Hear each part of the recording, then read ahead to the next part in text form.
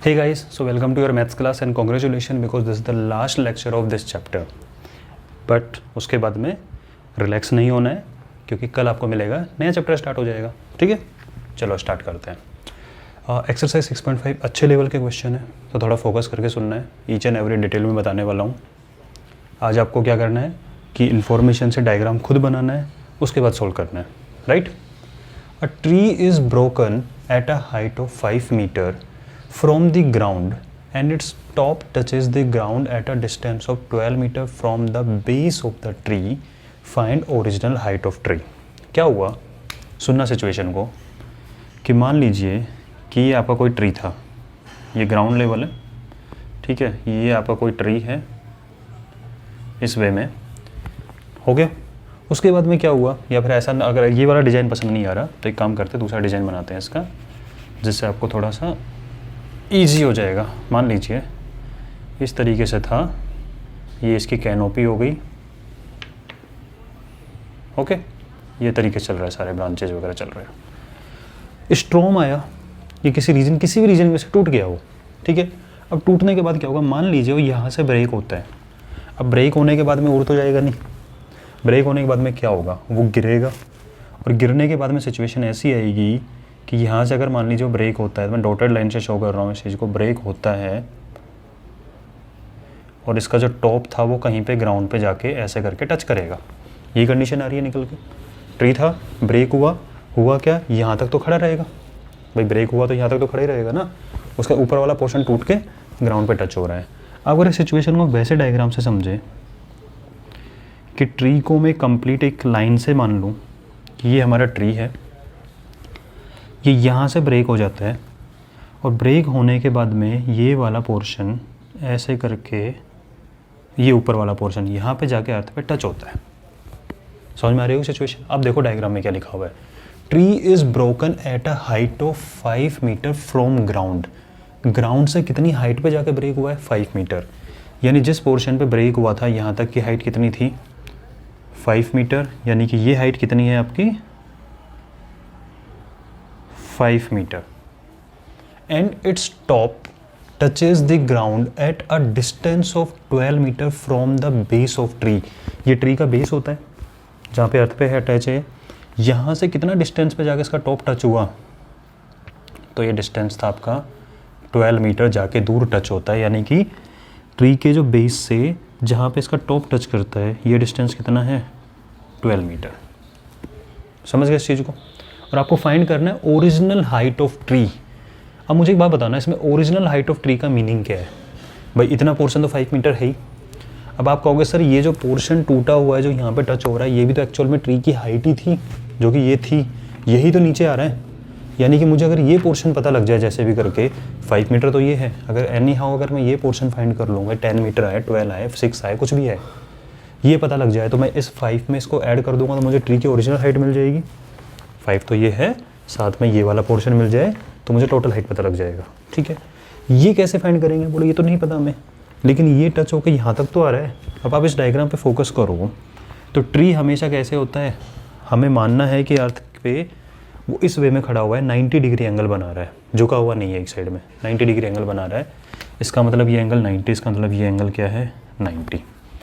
और ये tree original यहाँ तक था लेकिन वो टूट के यहाँ पे आ गया है. तो अगर मुझे ये वाली हाइट नहीं पता ये कितनी है, दैट मीन्स मुझे ये वही वाला पोर्शन नहीं मालूम कितना है. लेकिन आप खुश हो गए होंगे, क्या बोले सर तो फाइंड कर सकते हैं. दिस इज़ 90 डिग्री, ये हाइपोटेन्यूस है, इसको हम बेस मान लेते हैं तो ये हो जाएगा हमारा perpendicular and this is hypotenuse. तो hypotenuse square equal to base square plus perpendicular square. उसका यूज़ करके ये फाइंड कर देंगे. और यही पोर्शन तो वो है जो यहाँ पे था एक्चुअल में, लेकिन टूट के यहाँ पे आया है. बस हो गया काम आपका. H square equal to base square plus perpendicular square. That means base square means 12 square यानी 144. Perpendicular square 5 square is 25. That means hypotenuse square equal to 169 and hypotenuse equal to 13 metre. भाई जब 169 का अंडर रूट करोगे तो 13 ही आता है निकल के. ठीक है, वही वाली चीज़ हो गई. इसका मतलब ये पोर्शन कितना हो गया आपका, 13 मीटर. इसका मतलब ये पोर्शन वही तो है जो यहाँ पे था, तो ये पोर्शन आपका कितना हो गया, 13 मीटर और that was the total height of tree, यानी ट्री की जो कंप्लीट हाइट है वो यहाँ से यहाँ तक है। तो बोले 5 मीटर तो सर ये वाला पोर्शन हो गया और 13 मीटर ये वाला पोर्शन आ गया, जो 13 था ये ऐसे ही है। तो टोटल हाइट हो गया 13 + 5 18। तो इसकी हो जाएगी आपकी एक्चुअल हाइट या ओरिजिनल हाइट 5 + 13 = 18 मीटर। ठीक है, तो इस वे में आपको ये वाला काम करना है। तो समझने वाली बात यही है कि अगर ये ट्री है तो टूट के नीचे झुका है, तो ये वाला पोर्शन जो ऊपर वाला टूटा हुआ है, ठीक है, आप ऐसे समझ सकते हो कि ये ट्री का वो पोर्शन है जो नीचे है, ये पोर्शन टूट गया और टूटने के बाद नीचे झुक गया। अब एक्चुअल हाइट फाइंड करनी है भाई, ये तो रहेगा रहेगा, और ये वाला पोर्शन भी फाइंड करना था आपको, लेकिन वो यहाँ तो नहीं है, हमें यहाँ तो है ना, तो यहाँ फाइंड कर लो उसको और बाद में इसको अटैच कर देना। ठीक है, वही वाला काम हमने किया है। तो एक बार इसको नोट कर लो अच्छे से। ये डायग्राम और अच्छी ड्राइंग से बना लेना भाई, मेरी आपकी ड्राइंग मेरे से तो बेटर ही होगी, राइट। तो इसको बना लो, ये बन जाएगा। और अगर आप बोलो सर एग्जाम में कैसे डायग्राम बनना, एग्जाम में ये वाला डायग्राम बनाओगे सफिशिएंट है, बट ये डायग्राम बनाना इसलिए ज़रूरी है आप लोगों के लिए अभी, जिससे आपको समझ में आ जाए कि एक्चुअल सिचुएशन क्या है। अगर मैं डायरेक्टली ऐसे समझाता तो हो सकता है मे भी कुछ बच्चों को प्रॉब्लम होती, लेकिन आई होप इससे आपको प्रॉब्लम नहीं आएगी। ठीक है, तो क्वेश्चन की लैंग्वेज को समझना स्टार्ट करो। Tree is broken at a height of 5 metre from ground. कुछ हाइट तक तो चला गया, ट्री पूरा था, ये 5 मीटर हाइट के बाद में टूट गया और ऐसे झुक गया ज़मीन पे। ठीक है, और इसका टॉप कहाँ है, ग्राउंड पे कहाँ टच कर रहा है, 12 मीटर बाद में टच कर रहा है, तो वही हमने किया है। ठीक है भाई, तो राइट इट डाउन, एक बार वीडियो को पॉज कर लो और उसके बाद में इसको नोट कर लेना। ठीक है,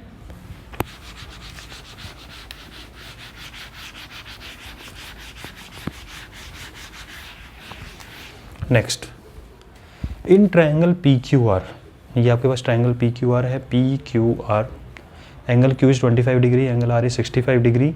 आपको बताना इन तीनों में से out of these 3 relation which one is true. अब आपको इनका रिलेशन देख के कुछ समझ में आ रहा होगा क्या, PQ² + QR² = RP², यानी कुछ base square plus perpendicular square = hypotenuse square वाली फॉर्म नजर आ रही है, यही होता है ना। ठीक है, लेकिन आपको बताना में से ट्रू कौन सा इस डायग्राम में, इस डायग्राम के अकॉर्डिंग इनमें से ट्रू कौन सा है। तो आपको पता है कि hypotenuse square = base square plus perpendicular square होता है, तो आपको ये पता होना चाहिए which one is hypotenuse, which one is base and which one is perpendicular. ठीक है, अच्छा जी, इस डायग्राम में कहीं भी कुछ मेंशन है, पहली बात तो यही नहीं पता is this right angle triangle, नहीं मालूम अभी आपको, बिकॉज ओनली 25 डिग्री 65 डिग्री, कोई भी 90 डिग्री की इवन नहीं है। बट अगर आप अपना लॉजिक यूज़ करो, टोटल 180 रुपीज़ होता है, यानी 180 डिग्री होता है, उस 180 में से 65 और 25 आपने दे दिया, इसको कितना मिलेगा। तो आप सोचो 60 और 20 80 और 5 और 5 10, 90 रुपीज़ आप दे चुके, तो आपका 90 नहीं बचेगा। इसका मतलब ये आपका आराम से 90 निकल के आ गया। ठीक है, तो इसका मतलब इस डायग्राम में आप क्या लिखोगे कि angle P + angle Q + angle R = 180 degree होता है। Angle sum property of triangle, all 3 angle का सम क्या होता है, 180 डिग्री। आपको एंगल P नहीं मालूम, angle Q is 25, angle R is 65 = 180, angle P = 180 और ये हो गया 90, तो 90 तो जाके सब्ट्रैक्ट हो जाएगा, तो एंगल P = 90 डिग्री,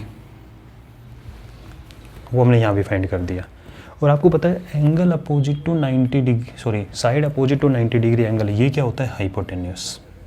और बोले सर किसी को भी बेस मान लो, किसी को परपेंडिकुलर मान लो, कोई फ़र्क नहीं पड़ने वाला उससे। तो that means this is right angle triangle and this is hypotenuse. तो रिलेशन क्या बनना चाहिए आपका, hypotenuse square = base square plus perpendicular square. Hypotenuse means QR, तो आपका रिलेशन बनेगा QR² =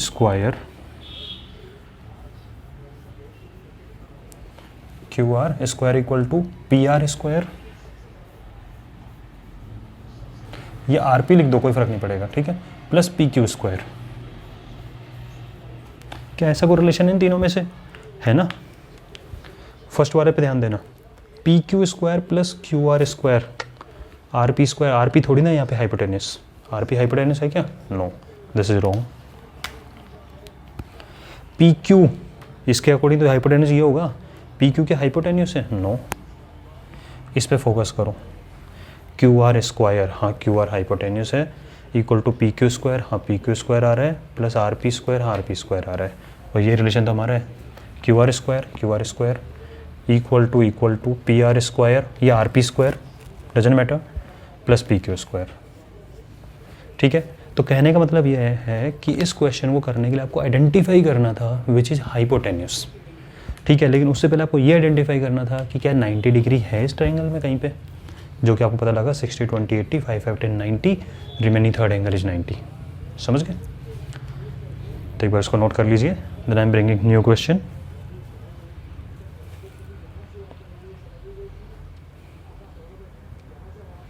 तो आपका कौन सा ट्रू हो गया भाई इसके अंदर? This is true. ओके,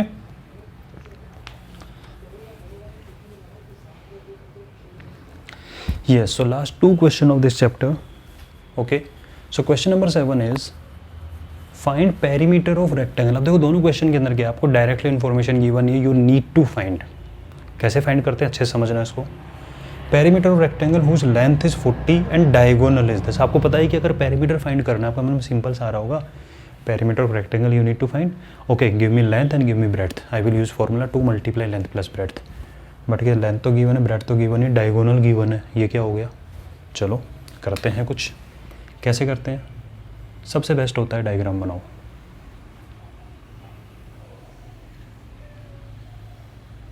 क्या करना है हमें? डायग्राम बनाना है, right. So this is rectangle A B C D. थोड़ा सा डायग्राम आप सीधा बना लेना भाई, मेरे से हल्का फुल्का टेढ़ा हो गया ये।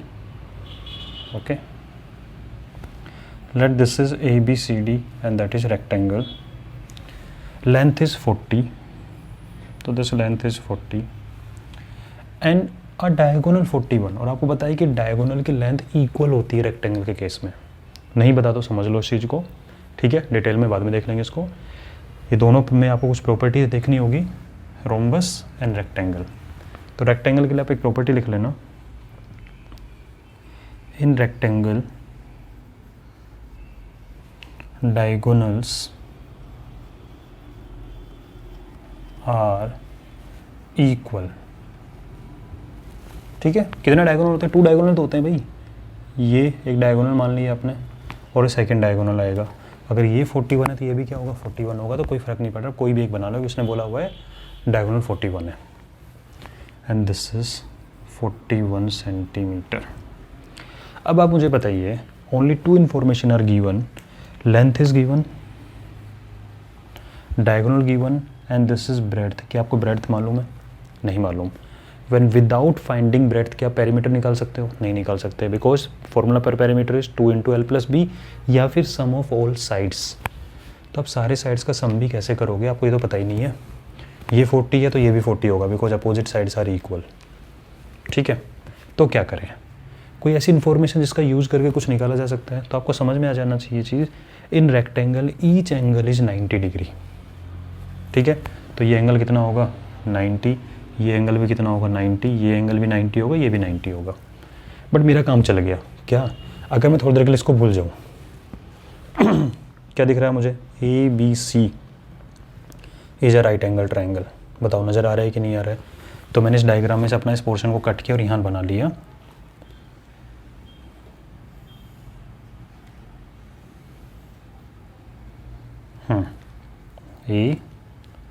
ABC, right. This is 41, this is 40, ये 90 डिग्री, तो ये हाइपोटेन्यूस, इसको बेस मान लेते हैं। सो दिस इज परपेंडिकुलर। तो आपको ये तो फाइंड करना है ब्रेड्थ, और ब्रेड्थ एक्चुअल में परपेंडिकुलर है, ये BC।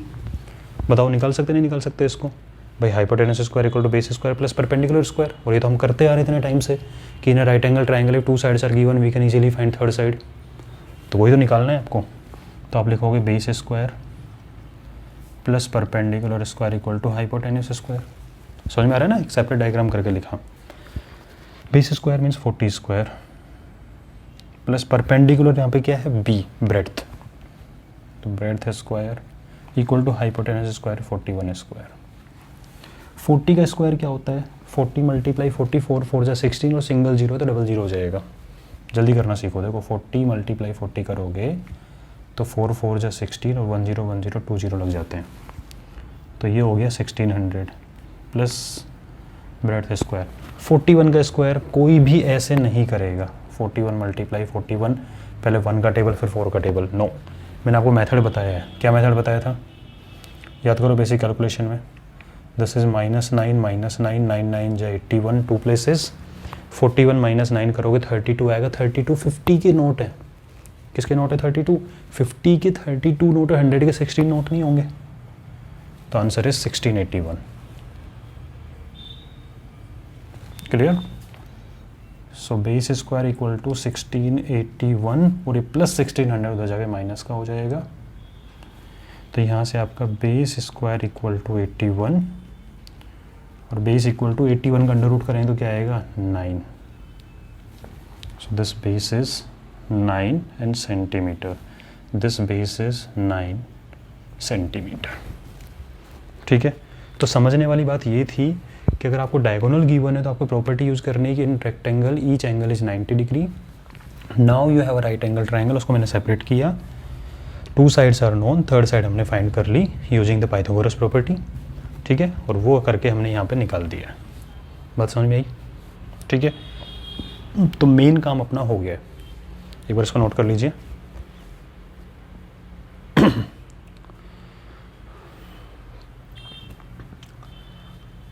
ठीक है, तो लॉजिकली सोचना है आपको कि क्वेश्चन कैसा भी हो बट उसमें ऐसी इन्फॉर्मेशन फाइंड करो जिसके बारे में आपको पता है। ठीक है बेटा, तो एक बार इसको नोट करो, फिर आगे बताता हूँ। पॉज करके नोट कर लो इसको। एंड बेसिक कैलकुलेशन के लिए जो जो ट्रिक्स बताई हैं उन ट्रिक्स का यूज़ करना स्टार्ट करो, तभी आपको फ़ायदा मिलेगा। हाँ जी, now length is known, breadth is known and perimeter of rectangle. Perimeter of rectangle equal to 2 multiply length plus breadth. That is 2 multiply length is 40, breadth is 9. 2 multiply 40 plus 9 is 49 and that is 98 centimeter and this is perimeter. Okay. इसको कीजिए। Next question और interesting है।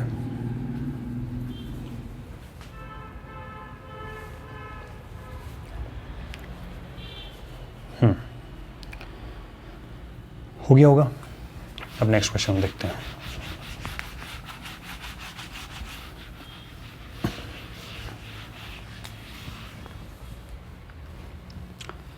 Diagonals of a rhombus. बोले sir diagonal rhombus तो बात की थी, पहले रोम्बस बता दो क्या होता है।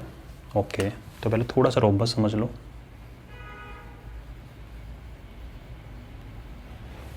कैसा दिखता है rhombus? So it's a quadrilateral. क्या होता है ये? क्वाड्रिलेटरल। ठीक है, तो मान लीजिए कि कोई हमारे पास ABCD एक रोम्बस है, तो इसमें होती है ये पैरेललोग्राम भी होता है। ठीक है, अब वो क्या होता है सारा डिटेल में बाद में बताएंगे। इसमें क्या होता है, अपोजिट साइड्स आर पैरेलल, तो ये दोनों पैरेलल होती हैं और ये दोनों पैरेलल होती हैं। ठीक है, इसकी प्रॉपर्टीज लिख लो एक बार। Opposite sides are parallel, one property. इसका मतलब AB is parallel to this DC। AB ये पैरेलल का symbol, DC and this AD is parallel to BC।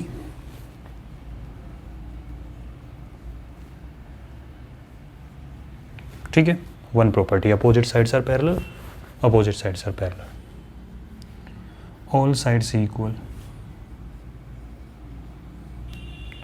All sides equal. इसका मतलब ये AB equal to BC equal to CD equal to AD होगा। All sides are equal. अगर ये 5 centimetre, ये भी 5 सेंटीमीटर, ये 5 सेंटीमीटर, ये 5 सेंटीमीटर। ठीक है, next opposite angles equal, opposite angles और इक्वल। इसका मतलब जो एंगल A है इसके अपोजिट ये वाला एंगल सेम होंगे।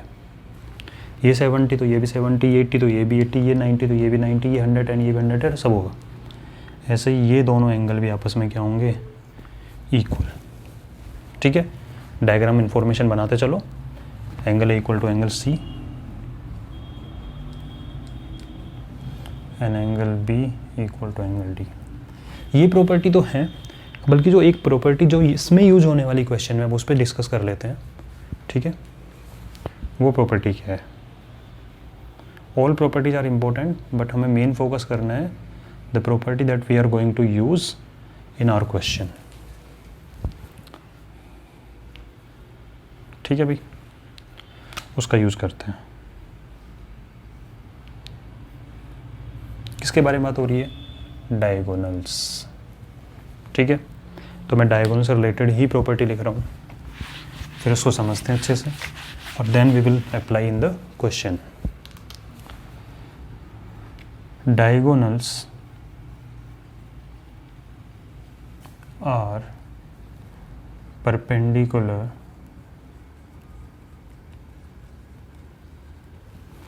Bisector. Diagonals are perpendicular bisector. Perpendicular bisector का मतलब क्या होता है? परपेंडिकुलर बाइसेक्टर वर्ड जो है 2 वर्ड से मिलकर बना हुआ है, एक तो परपेंडिकुलर और एक बाइसेक्टर। परपेंडिकुलर का मतलब होता है 90 डिग्री और बाइसेक्टर का मतलब होता है बाई मीन्स 2, बाई मीन्स 2 और सेक्टर मतलब सेक्शन करना, पार्ट्स करना, तो 2 पार्ट्स। और यहाँ पे एक्चुअल में 2 पार्ट्स कैसे होते हैं? वो होते हैं 2 इक्वल पार्ट्स। यानी अगर आपको किसी चीज़ को 2 इक्वल पार्ट में डिवाइड करना है, मतलब आप बोल सकते हो बाइसेक्ट कर दो इसको। ठीक है, 2 इक्वल पार्ट्स मतलब बाइसेक्ट करना। तो क्या होगा कि मान लीजिए कि एक डायगोनल है, तो दूसरा वाला डायगोनल जो BD बनेगा, ऐसे ऐसे बनेगा ना, BD B और D को ज्वाइन करते हुए एक लाइन आएगी ऐसे, वो इस डायगोनल को क्या करेगा, एक्चुअल में 2 पार्ट्स में डिवाइड करेगा। एक आप ये समझ लो कि AC एक लाइन है, ठीक है, उसको दूसरा वाला डायगोनल एज ए नाइफ ऐसे आएगा और कट कर देगा। समझ रहे हो इस चीज़ को? कैसे करेगा? बिल्कुल 2 इक्वल पार्ट में कट कर देगा। तो दूसरा वाला डायगोनल जो आएगा उसने इसको 2 इक्वल पार्ट्स में कट कर दिया, यानी जितना ये पोर्शन उतना ही ये पोर्शन। ये हो गया बाइसेक्टर का मीनिंग। यानी अगर मैं मान लूँ ये O पॉइंट पे कट करता है, तो O से A का जो डिस्टेंस होगा उतना ही O से C का डिस्टेंस उसने 2 इक्वल पार्ट में कट कर दिया। That mean this OA equal to OC। अब एक बात बताओ, इसने इसको कट किया तो ये क्या इतना ज़्यादा शरीफ है कि इसको छोड़ देगा? हाँ, उसने अगर सामने वाला अगर शुरुआत कर दी उसने, हाँ, तो क्या कहेगा, अच्छा मेरे को कट करा है, ठीक है भाई मैं भी कट करूँगा। तो उसने उसको ऐसे कट किया था ना, उसने उसको नीचे से कट कर दिया। यानी कि ये वाला डायगोनल रखा हुआ था, इस ये आया और इसने भी इसको कट कर दिया। तो कट कर दिया तो ये वाला पोर्शन और ये वाला पोर्शन भी क्या हो जाएगा, इक्वल हो जाएगा। यानी आप समझ सकते हो थोड़ी देर के लिए कि ये डायगोनल रखा हुआ था, इसने आके इसको ऐसे कट किया तो ये पोर्शन सेम हो जाता है। ये मीनिंग है बाइसेक्टर का। समझ गए इस चीज़ को? यानी ये वाला पोर्शन इस पोर्शन के इक्वल, क्योंकि 2 पार्ट्स में डिवाइड हुआ है। किसने किया? दूसरे वाले ने। ये पोर्शन इक्वल क्यों? क्योंकि इस पूरे डायगोनल को दूसरे डायगोनल ने कट कर दिया। यानी AC डायगोनल तो BD को कट करेगा और BD AC को कट कर देगा। ये मीनिंग है बाइसेक्टर का। सेकेंड थिंग, परपेंडिकुलर वर्ड का क्या मीनिंग है? 90 डिग्री। तो 90 डिग्री कहाँ? इन दोनों के बीच में 90 डिग्री बनता है। ठीक है, ये भी 90 होगा। क्यों? लीनियर पेयर है, तो लीनियर पेयर में 90 90 180। तो ये वर्टिकली अपोजिट हो गए, तो ये भी 90, ये इसके वर्टिकल अपोजिट, ये भी 90। तो ये सारे एंगल क्या होते हैं? 90 90 90 90। सो this is the meaning of perpendicular bisector in case of rhombus. I hope आपको समझ में आ गया होगा। एक बार इसको बना लीजिए। अब हम अपने क्वेश्चन के ऊपर आते हैं। ठीक है,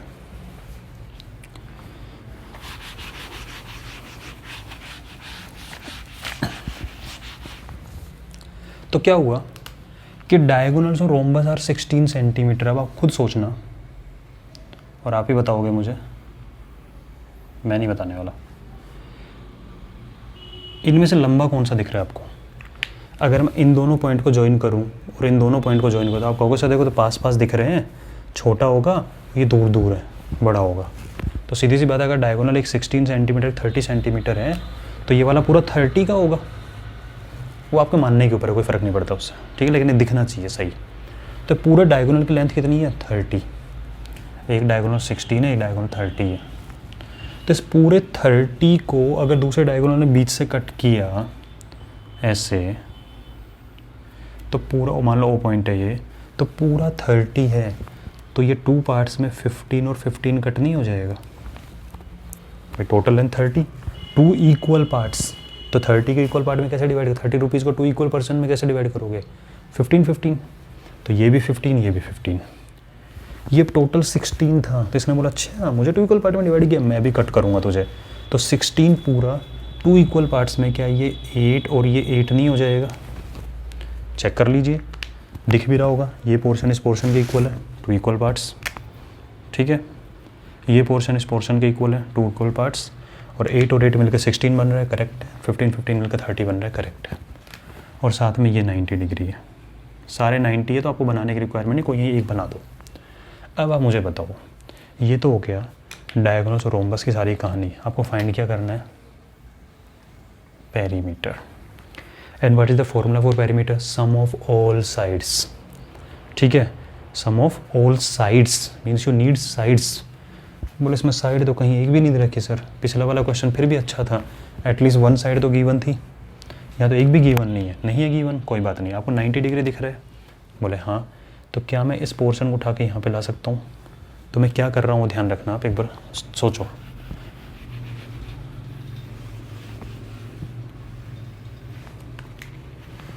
अब आप मुझे बताओ, क्या ये आपको एक राइट एंगल ट्रायंगल नज़र नहीं आ रहा है? बोलो, is it a right angle triangle और नॉट?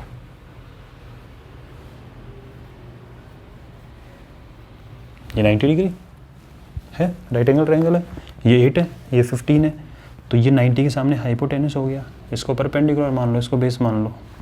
डायग्राम टेढ़ा मेढ़ा कैसे हो सकता है, लेकिन 90 के सामने हाइपोटेनस होता है। तो क्या आप h square equal to perpendicular square plus base square लगा के ये फाइंड नहीं कर सकते? अच्छा कर सकते हैं। तो h square equal to 15 square is 225, 8 square is 64, 289, h हो जाएगा under root of 289 means 17 centimetre. अरे वाह, अच्छी बात है। यानी जो ये डायग्राम बना था आपके पास में, ठीक है, इस डायग्राम में ये आपका 15 था, ये आपका 15 था, दिस वाज 8, दिस वाज 8, और ये आपका निकल के आ गया 17, निकला 17, ये 17 ही निकला ना भाई, ठीक है। अब मुझे बताओ, आपको पता है रोम्बस की ऑल साइड्स आर इक्वल, तो अगर ये 17 है तो क्या ये 17 नहीं होगा? क्या ये साइड 17 नहीं होगी? क्या ये साइड 17 नहीं होगी? होगी। And perimeter equal to sum of all sides, या स्क्वायर की तरह आप लगा सकते हो 4 मल्टीप्लाई साइड। क्यों? 17 plus 17 plus 17 plus 17, 17 4 time add कर रहे हो, ठीक है, तो इसका मतलब 4 से मल्टीप्लाई हो गया।